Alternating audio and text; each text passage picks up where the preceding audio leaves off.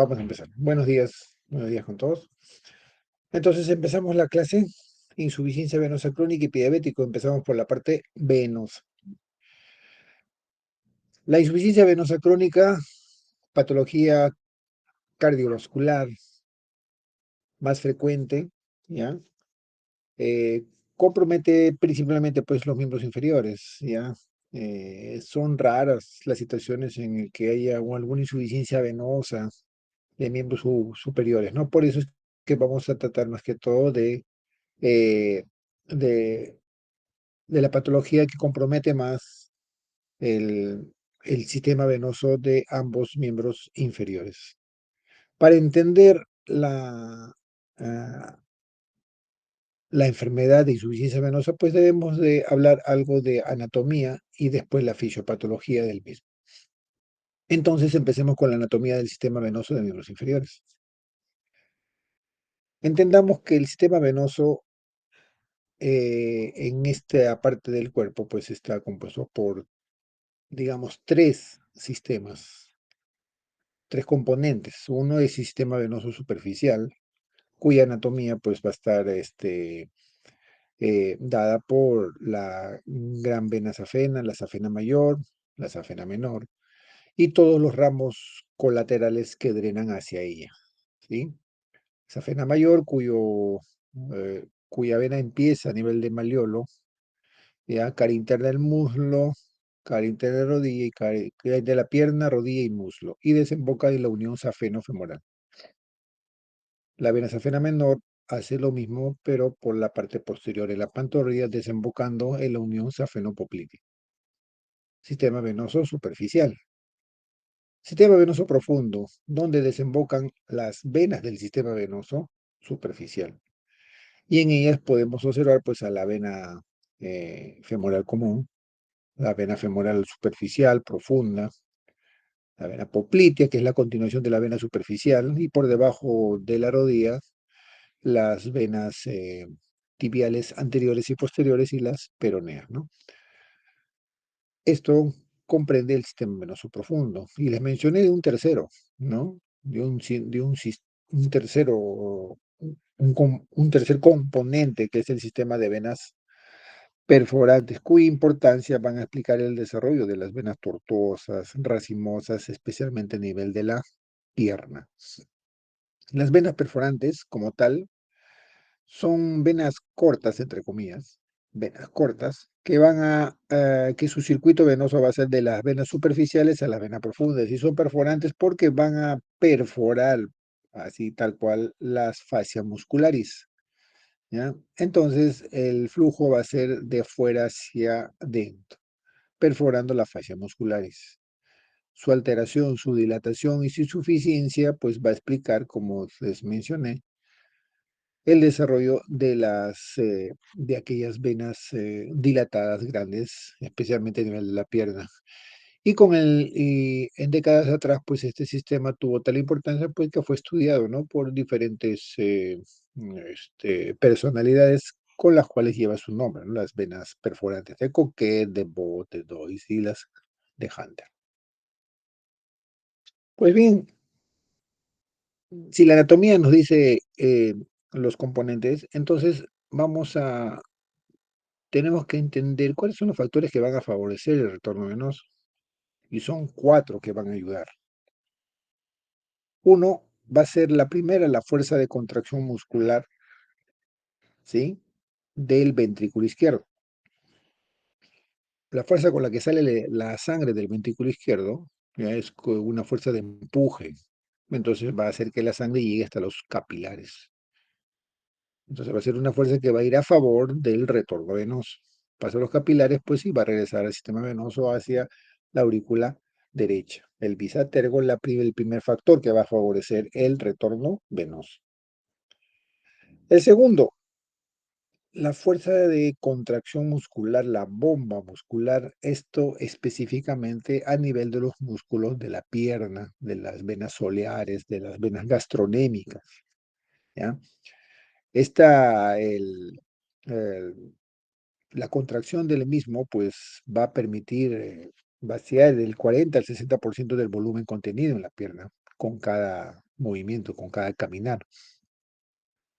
Muy importante para explicar el por qué pacientes postrados donde no hay trabajo muscular tienen bastante riesgo de hacer trombosis venosa profunda, porque no hay contracción muscular, las venas se dilatan, el flujo de la sangre es más lento y se forma trombosis venosa profunda. Por eso el uso de medias antiembólicas en pacientes postrados o que están mucho tiempo en cama. El sistema de válvulas es el tercer factor. La anatomía de las venas, pues te dice que para impedir el retorno venoso, la naturaleza ha hecho que por cuestiones de gravedad, la sangre al momento de romper la resistencia a la gravedad para impedir su retorno, pues la naturaleza ha hecho que las venas formen unas válvulas dentro de su estructura de la vena. Unas válvulas que permiten el flujo unidireccional hacia arriba, ¿sí? Como pueden ver ¿no? Hacia arriba.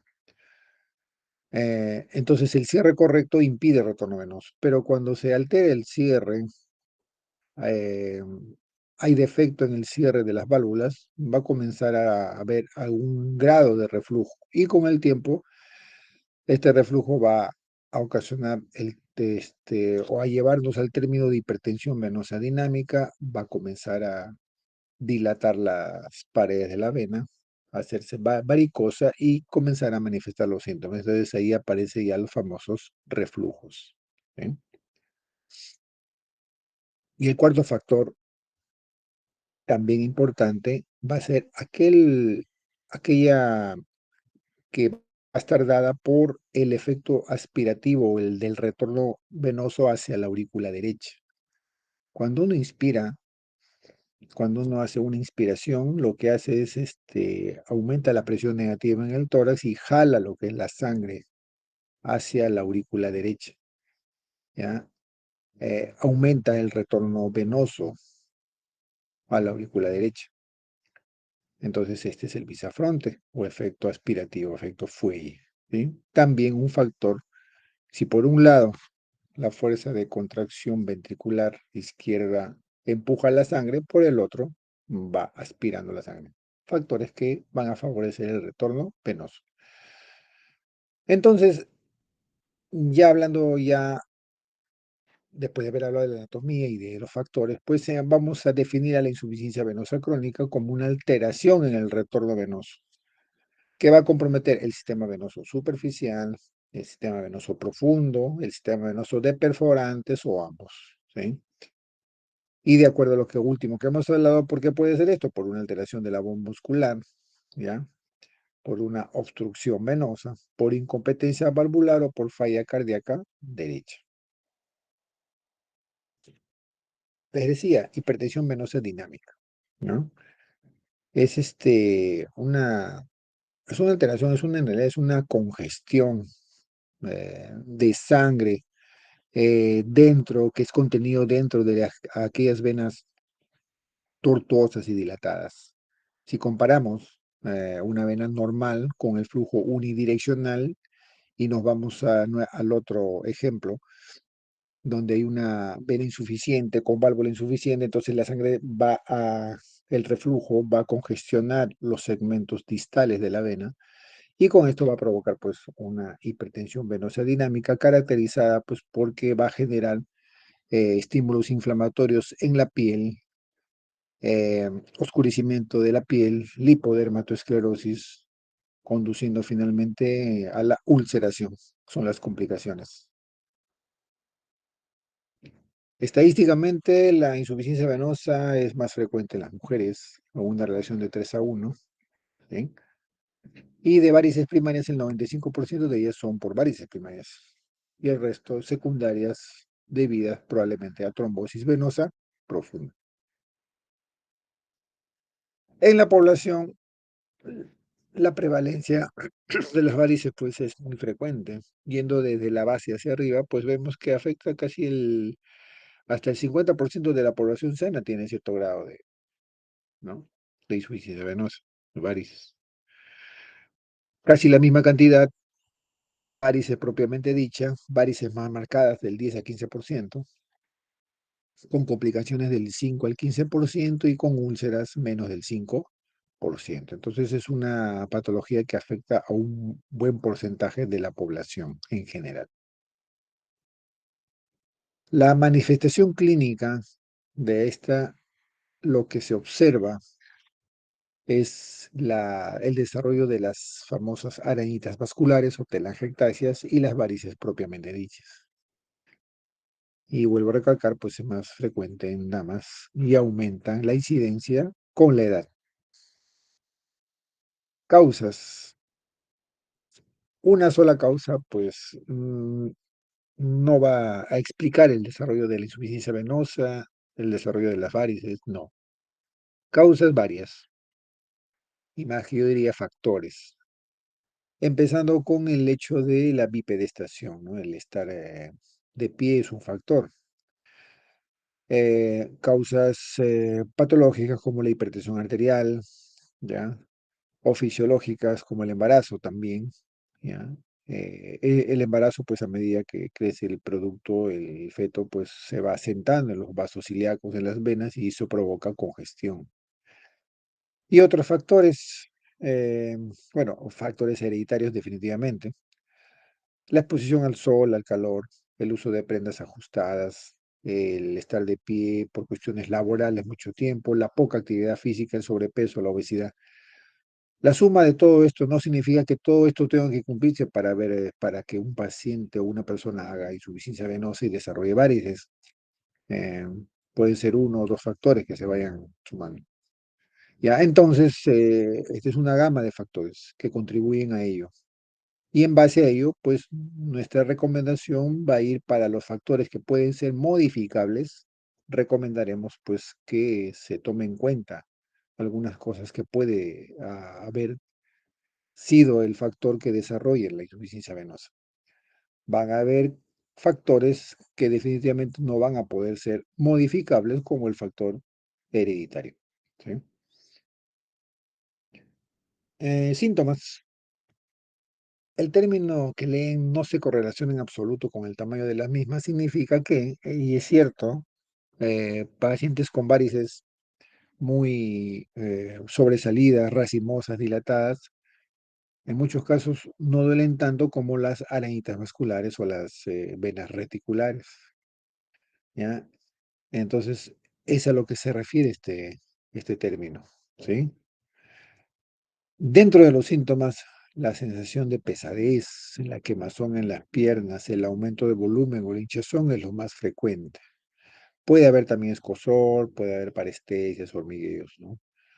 Menos frecuente, pero la pesadez, la quemazón y el aumento de volumen es lo más frecuente en estos pacientes. Tipos de varices según su tamaño, ya hemos hablado de las telangiectasias, que los vamos a ver en algún momento.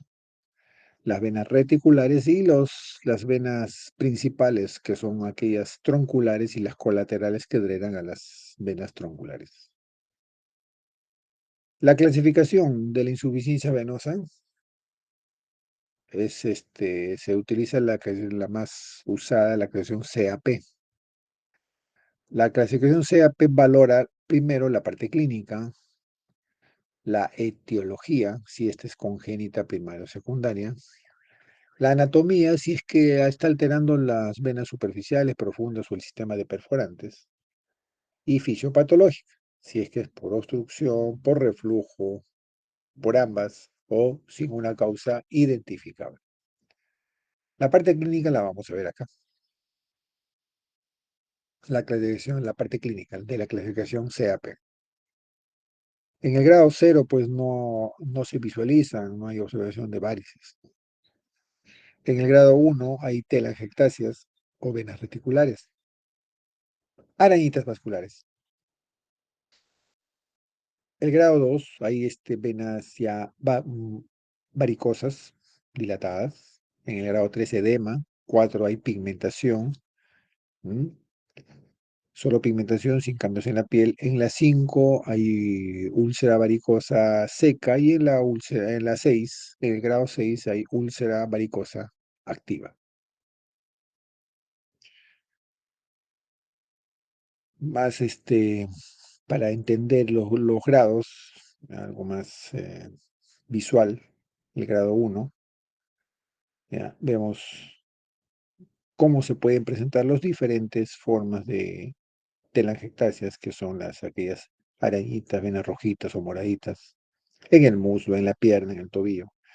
Las venas reticulares son venas más, un poco más internas que las venas telangiectasias verdecitas. Y la corona manular la vamos a ver en algún momento. Ahorita. El grado 2, varices, ¿no? Lo que observamos. Esto es lo que les decía, cuando uno encuentra este tipo de varices racimosas sobresalida, probablemente, y ténganlo por seguro, que hay una insuficiencia de vena perforante relacionada al desarrollo de este tipo de venas. Por eso su importancia, les decía, de las venas perforantes. En el grado 3, pues aumento de volumen, edema, sin cambios tróficos en la piel. También puede tener sus varices, pero hay un edema. En el grado 4, pigmentación, lipodermatoesclerosis, aquel oscurecimiento de la piel en relación a una hipertensión venosa dinámica. Ah, miren cómo se acartona la piel, pierde su elasticidad y es más fácil que se ulcere. Y la cicatrización de las mismas, pues, tienden a demorar su cierre. Pues una persona con varices, con insuficiencia venosa y con estas complicaciones en grado 4 puede desarrollar más adelante úlceras, ¿sí? El grado 5, los cambios tróficos con úlcera cicatrizada, y el grado 6 con úlcera activa. ¿Correcto? Complicaciones de las varices puede ser la ruptura de una varice con hemorragia profusa. Estas pueden ser de hemorragia externa hacia el exterior. Sangrado venoso saben que es rutilante, no pulsátil, a diferencia de un sangrado arterial. Y la característica, pues, ¿no? El sangrado venoso, oscuro.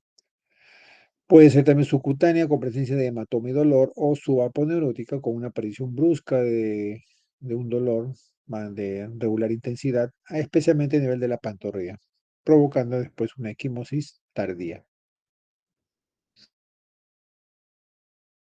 eh, Otras fotos para que puedan entender lo que es la dilatación de la vena safena mayor. Y esta es la famosa corona malleolar. La tercera foto, la corona malleolar.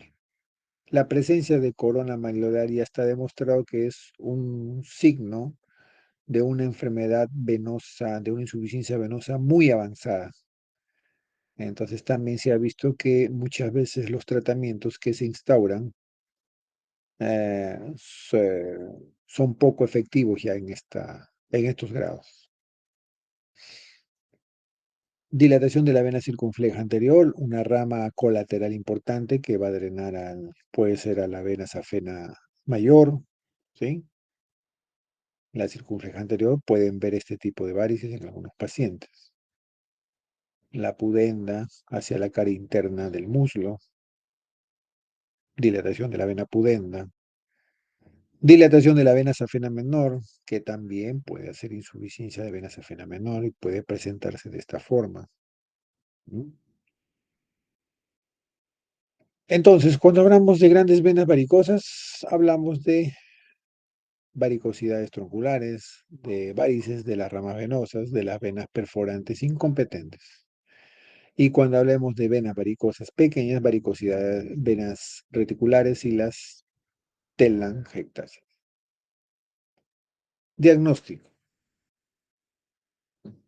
Hoy en día es ya parte del diagnóstico el uso de la ecografía Doppler.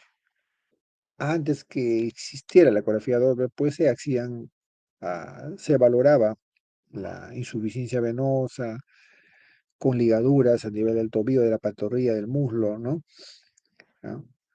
Exámenes que para valorar insuficiencia venosa de perforantes, de insuficiencia venosa profunda, superficial. Pero el uso de la ecografía Doppler, pues, ayuda mucho. Se observa, uno facilita el estudio del sistema venoso superficial, profundo, y también con ello puedes valorar, pues, la forma de las venas y cuál es el comportamiento hemodinámico del flujo dentro del vaso. Diagnóstico clínico, ecográfico. Por supuesto que la clínica nunca va a perder este piso, ¿ya? Va a ser importante, pero el diagnóstico ecográfico para poder clasificar según la clasificación CAP, ¿correcto? ¿En qué también nos va a ayudar? Eh, para el planning, para el preoperatorio de un paciente, ¿ya? O aquellos pacientes pues, que tienen mayor panículo adiposo y es difícil observar quizás algunas venas, pues se pueda hacer los marcajes respectivos, ¿no? En pacientes obesos, ¿no? Se puede hacer este tipo de ecografía Doppler, hacer el marcaje respectivo para poder hacer la cirugía posterior en cuando lo amerite. El tratamiento farmacológico, los medicamentos de por sí, en la mayoría de los casos son sintomáticos, lo que se conoce como venotónico, ¿sí? Si hay pesadez, quemazón, aumento de volumen, pues va a disminuir todas estas molestias, ¿no? Deja de tomar el medicamento y vuelve a aparecer. También el tratamiento tiene que estar de la mano con recomendaciones generales.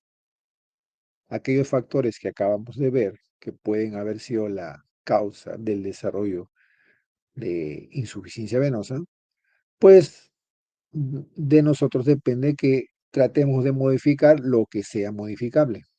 Por eso, recomendar, si están sobrepeso, tener un peso ideal, evitar la exposición al sol, al calor, evitar el sedentarismo, tener cierta actividad física, ¿no? Estar en actividad, ¿correcto? Evitar el uso de tacos altos, ropas ajustadas. Y el tercer eje del tratamiento, y no menos importante, la elastocompresión, lo que se conoce como medias para varices, medias elásticas. Ok, esta es la elastocompresión que es muy importante.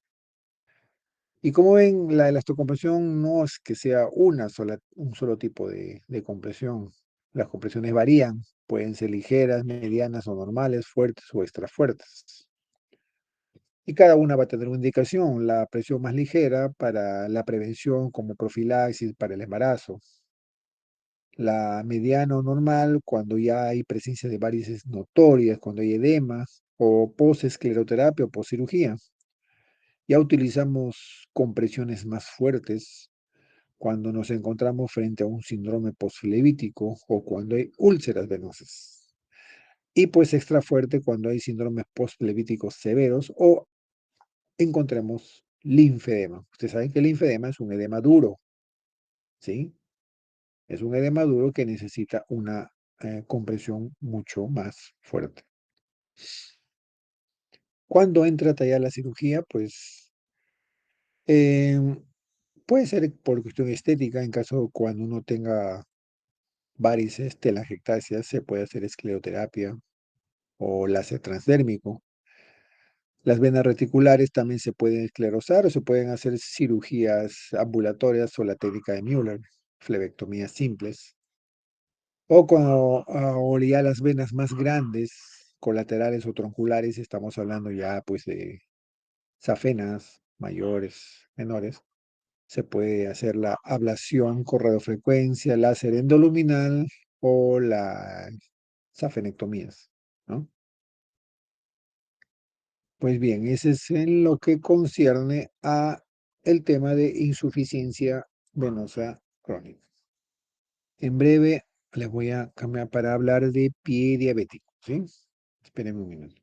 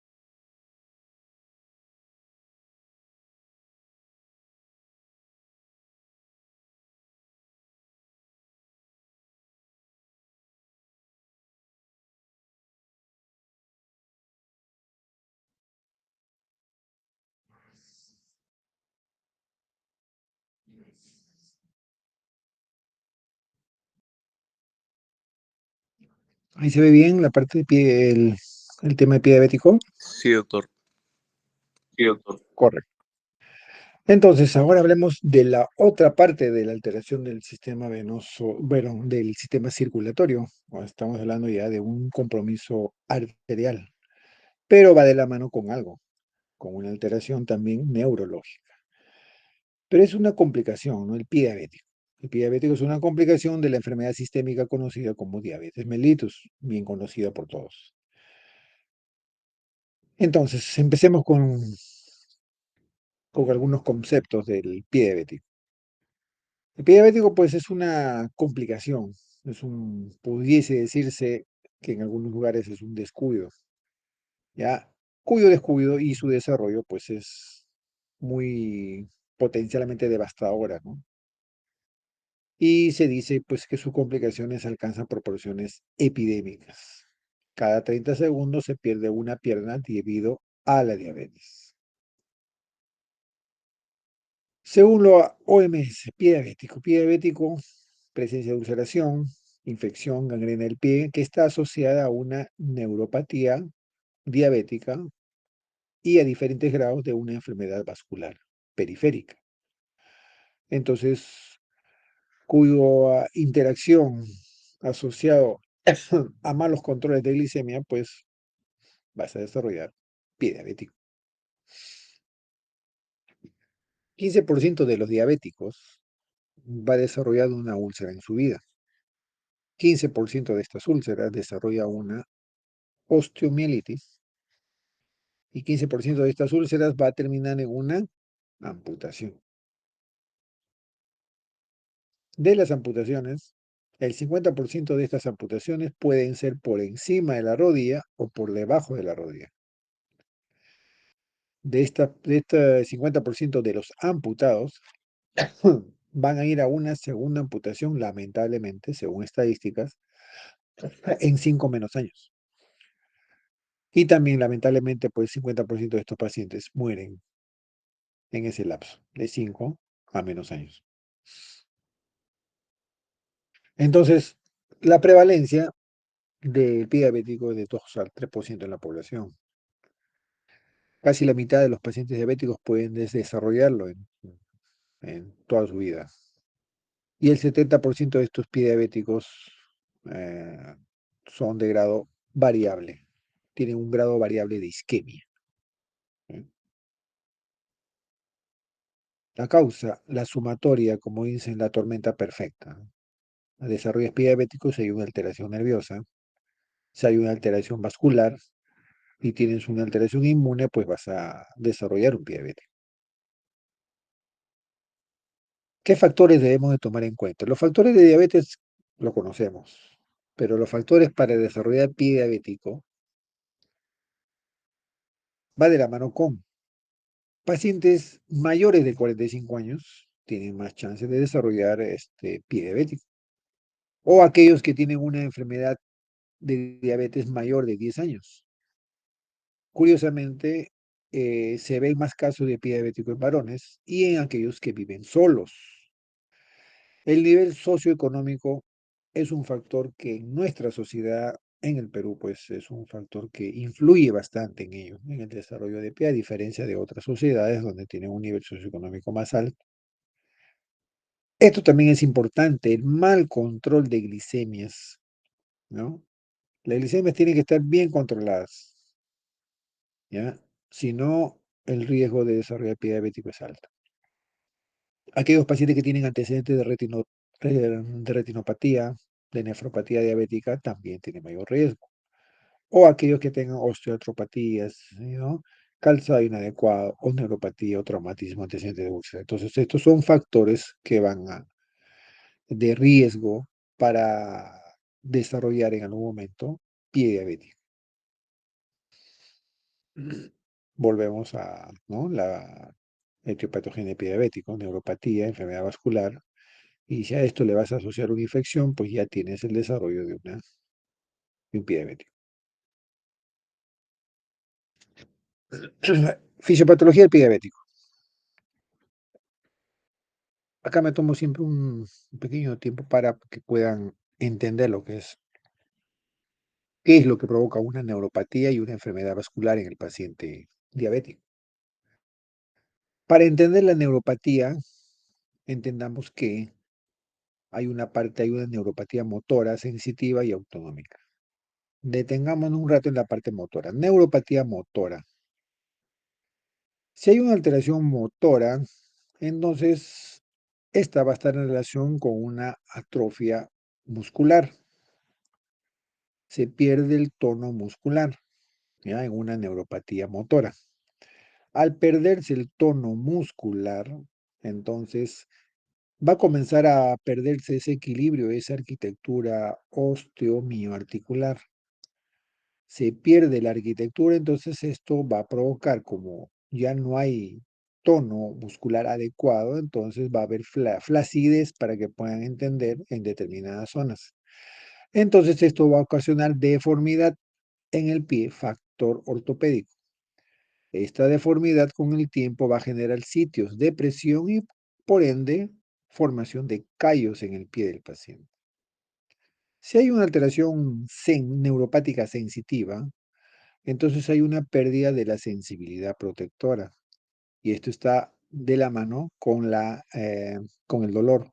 El dolor es un mecanismo de defensa, ¿ya? Si hay algo que nos molesta en el calzado, pues observamos y vemos, pero a veces cuando está alterada la sensibilidad en los pacientes diabéticos, quizá en su calzado hay algo que esté injuriando constantemente y no se dan cuenta, pues sí ya se genera algún tipo de lesión.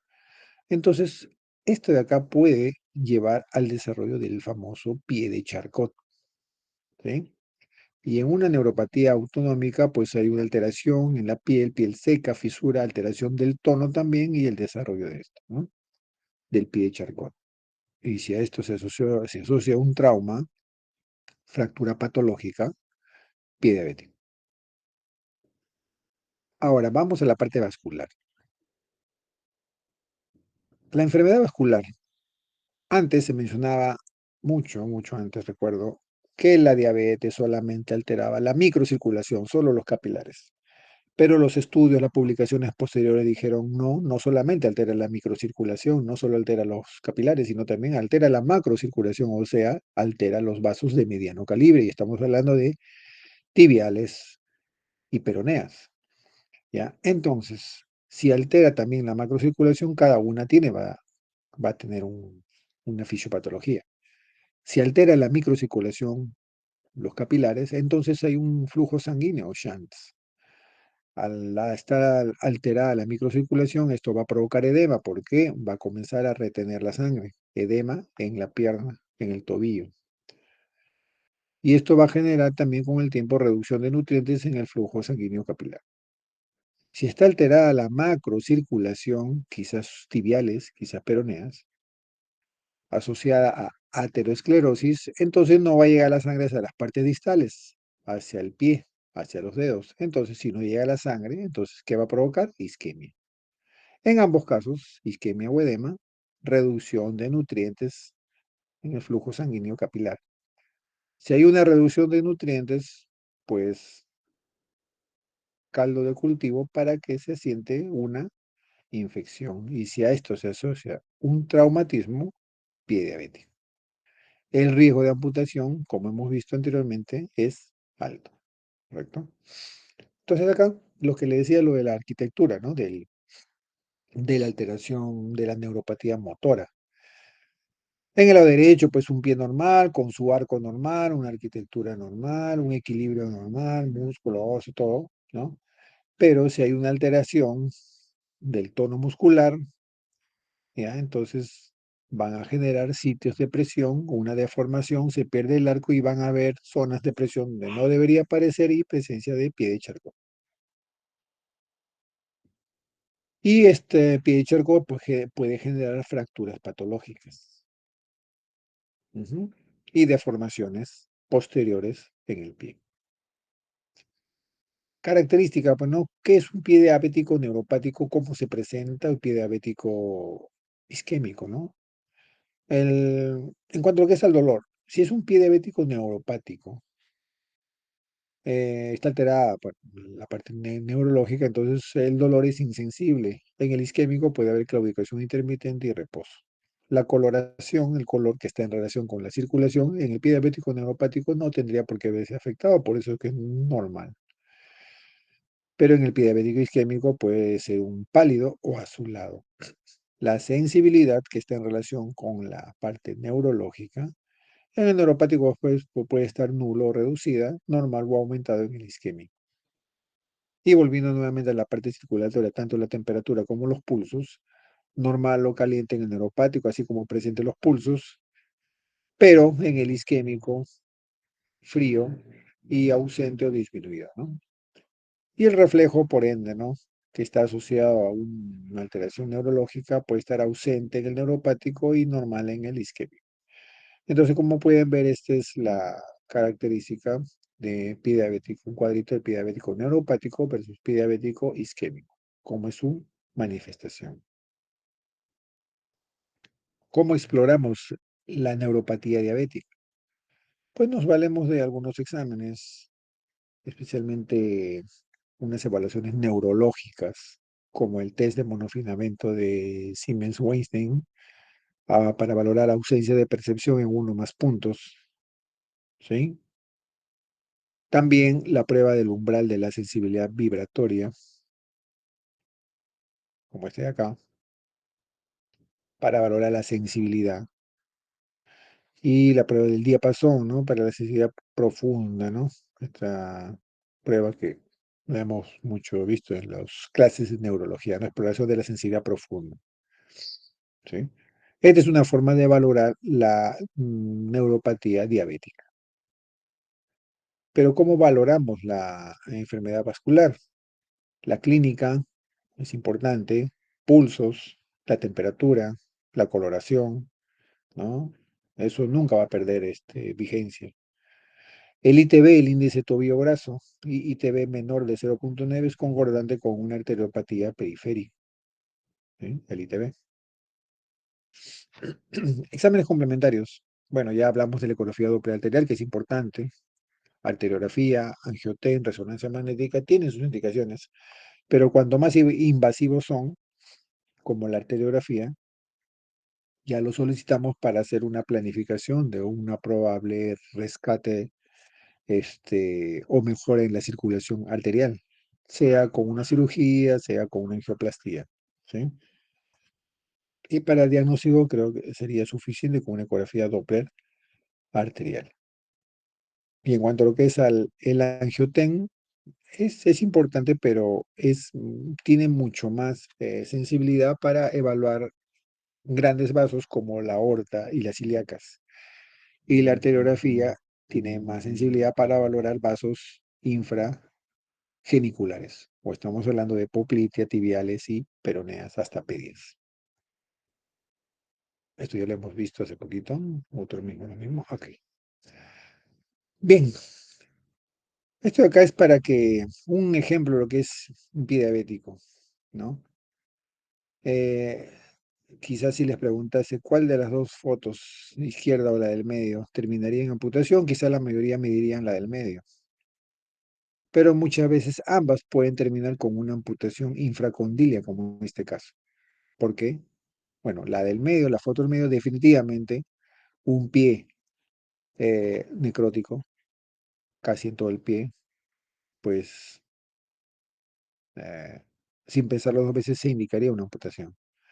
Pero este de acá, a pesar de que solamente tiene una úlcera, probablemente eh, se esté disecando por dentro con alguna secreción purulenta o tenga mala circulación, no tenga buenos vasos y también termine en una amputación infracondilia, porque probablemente también esté comprometiendo la parte ósea, ¿sí?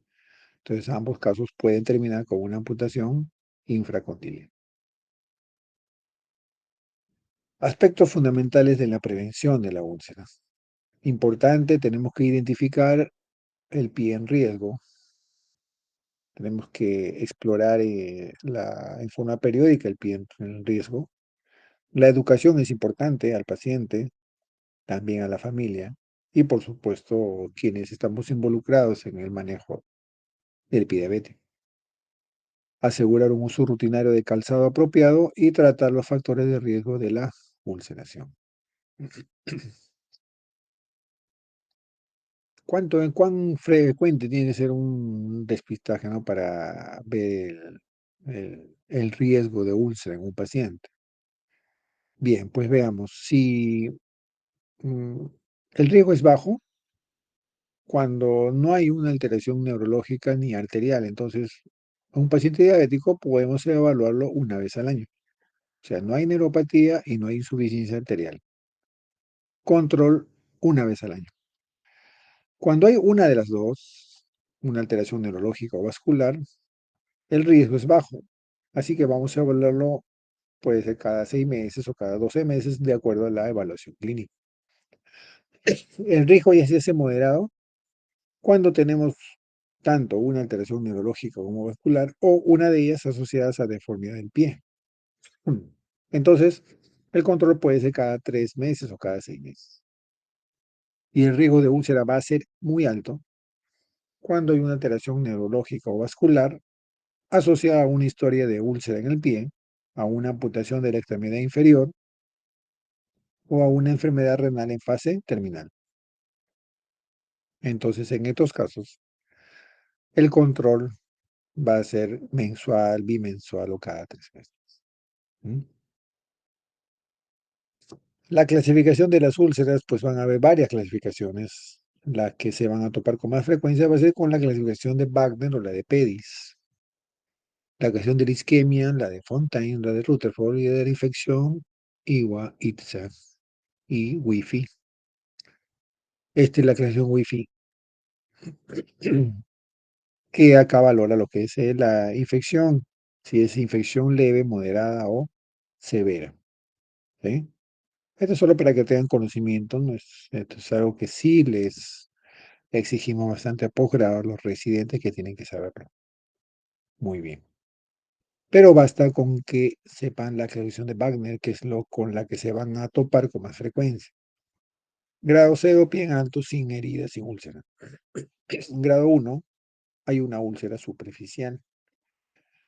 El grado 2 de Wagner hay una úlcera profunda con compromiso de tendones. En el grado 3 hay una úlcera con compromiso óseo ya. En el grado 3 ya está comprometiendo el hueso. En el grado 4 ya hay una gangrena, pero localizada, y en el 5 hay una gangrena ya en la mayor parte del área del pie. ¿Eh? Clasificación de Wagner. En cuanto a lo que es la insuficiencia arterial, lo que más utilizamos es la de Fontaine. Es el grado 0, el estadio 1 asintomático, el grado 2A, claudicación a distancia mayor a 200 metros, y 2B, claudicación moderada o severa menor de 200 metros. En este estadio 2B es donde ya tenemos que hacer algún tipo de intervención, sea por angioplastía o sea por bypass femoropopliteo. Cuanto más avanzada la enfermedad, el éxito de un rescate disminuye. Definitivamente grado 4 ya con úlcera o gangrena, pues hay que pensar ya en una amputación.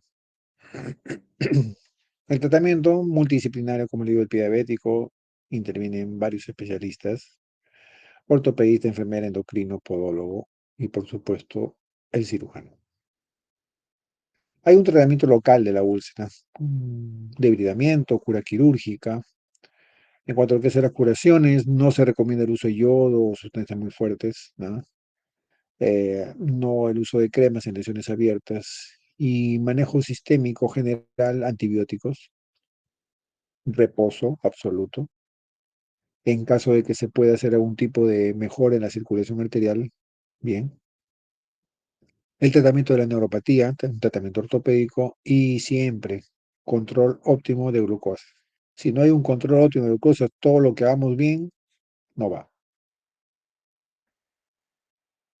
Esto también lo hemos visto en el debridamiento. Ah, este de acá. Tratamiento antibiótico empírico de las infecciones del pie diabético.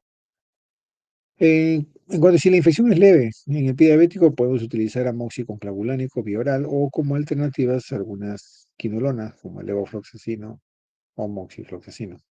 Si la infección es leve moderada, podemos empezar con clindamicina, cotrimoxazol o linezolid. Cuando la infección es moderada grave, los carbapenemes, ¿ya?, se puede utilizar. O como alternativa, cefalosporina de tercera generación, fluoroquinolonas. Ya cuando la infección es grave, podemos empezar con opciones antibióticas como los carbapenemes endovenosos, piperacilina tazobactam, o como opciones fluoroquinolonas endovenosas y amikacina. Y acá, esto es lo que tenemos que evitar llegar en realidad. Quizá la razón o una de las cosas que se recomiendan y se habla del pie diabético no es para llegar a esto, sino para prevenir, ¿no? Un pie diabético, como pueden ver acá, ya ha sido amputado anteriormente el quinto dedo. Solamente es con anestesia local, nada más, prácticamente. El paciente no siente, no hay sensibilidad. Apenas se puede poner una anestesia local, ¿no? Se debrida, se corta lo que es la parte que está no viable. ¿M? Se hace la desarticulación respectiva y se hace el curetaje respectivo. Se limpia el hueso, se raspa. Y ya queda con un dedito menos. Tratando de ser quizás más conservadora, ¿no? Cómo se manejan estos casos así. Quizás puede ser esto en forma ambulatoria, inclusive, como les digo. Entonces, como los principios de revascularización en infección del pie diabético. Todo paciente con pie diabético siempre se le debe dar una chance de ver cuánto le puede ayudar una revascularización. O de repente hacemos una ecografía Doppler y vemos que tiene una insuficiencia arterial que necesita una revascularización, pues hay que hacerlo. Pues si no hacemos una revascularización adecuada, va a terminar en una amputación. El 50-60% de estos pacientes va a terminar en una amputación. Entonces, cuanto más pronto mejoremos, o disminuimos el nivel de amputación, o podemos rescatar el pie o la pierna. La corrección de la isquemia, ¿no? Entonces va a mejorar el pronóstico de la infección y la cicatrización de un pie diabético. Los tipos de revascularización que se puedan hacer, puede hacerse con reparación endovascular, ¿ya?, o con cirugía abierta, con bypass. Ambos tienen buenos resultados. Ambos bien hechos, se consigue el objetivo que uno espera. Lógico que las intervenciones endovasculares pues son más caras, menos invasivas, ¿ya?, menos lesiones inclusive en la piel, y se pudiese decir que la recuperación, entre comillas, es más rápida, pero el resultado al final es el mismo. Bien hecho, por supuesto, ¿no? Entonces se tiene que valorar dependiendo de uno en dónde esté, para ofrecerle al paciente o una cirugía endovascular, pues o una cirugía abierta, depende del lugar en donde estemos y en donde captemos al paciente, ¿sí? Muy bien, es lo que les quería mencionar de estos dos temas importantes. Les voy a compartir el WhatsApp para que puedan repasar, leer también para el examen de la próxima semana. Ok. Muy bien, creo que eso es todo lo que les quería mencionar. Entonces damos por finalizada la clase teórica de hoy. Estudien y creo que ya el fin de semana es el examen y bueno, eh, en breve les doy el alcance de lo que es de la clase para que repasen después más adelante y ya nos estaremos encontrando en otra oportunidad. Gracias por su atención y bueno, buen fin de semana. Muchas gracias, doctor. Gracias, Gracias, doctor. doctor.